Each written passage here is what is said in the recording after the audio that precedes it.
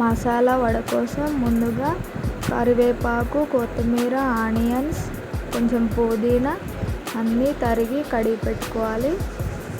అందులో కాస్త rice flour add చేసుకోవాలి. మనం వడ ఒత్తుకునే విధంగా పిండి యాడ్ చేసుకోవాలి ఆకుకూరలకు తగ్గట్టుగా. ఇలా బియ్యం పిండిని యాడ్ చేశాక అందులో ఉప్పు, కారం యాడ్ చేసుకోవాలి. 1/2 టీ స్పూన్ ఉప్పు, 1 టీ స్పూన్ కారం, తర్వాత మసాలా 1 టీ స్పూన్.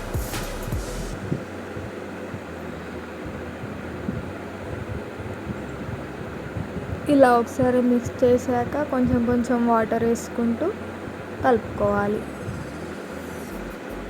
చపాతీ ముద్ద కంటే కాస్త సాఫ్ట్గా కలుపుకోవాలి పిండి.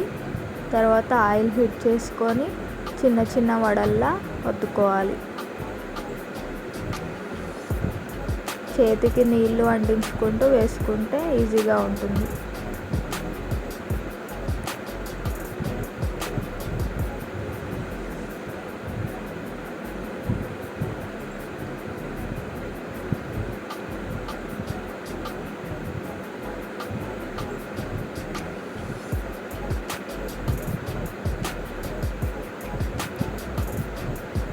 ఇలా వేసుకొని రెండు వైపులా బ్రౌన్ కలర్ వచ్చే వరకు కాల్చుకోవాలి.